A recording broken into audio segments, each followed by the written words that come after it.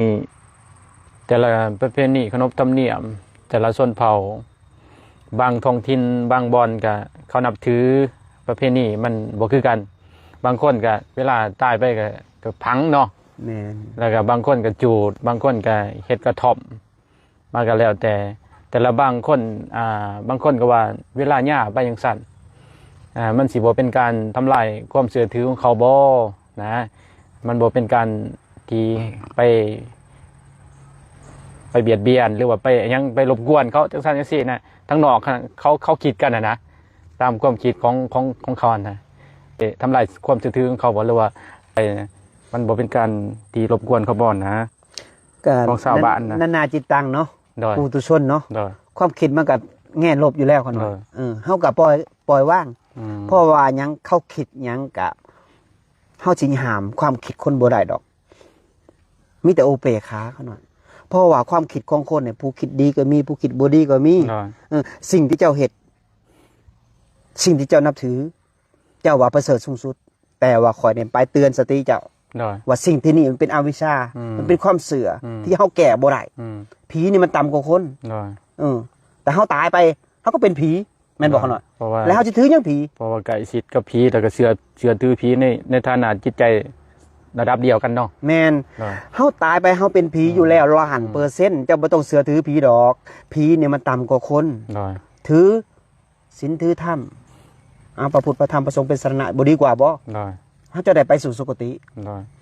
คนนี่นะจิตใจมันต่ำแล้วมันจะเป็นสัตว์ในสาร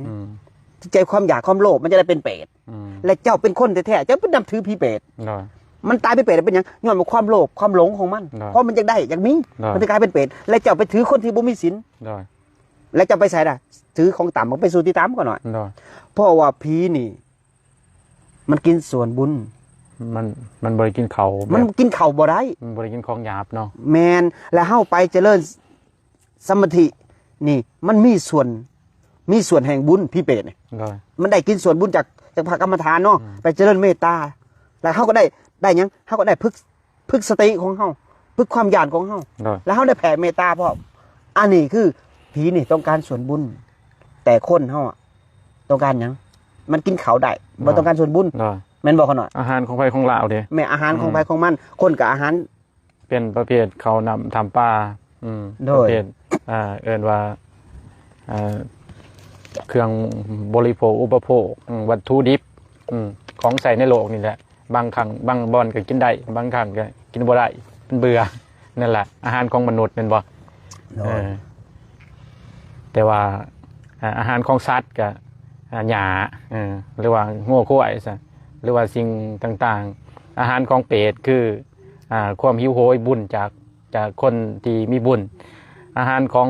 พวกเทวดาพวกนั้นเขาก็กินของทิพย์อาหารของพรหมก็คือความปิติอิ่มเอิบโดยนั่นแหละเกิดว่าคนละภพคนละภูมิกันแม่นครับตัวนี้นั่นถ้าเกิดว่าเฮาแก่กันตอนที่ยังมีชีวิตอยู่นี่นะ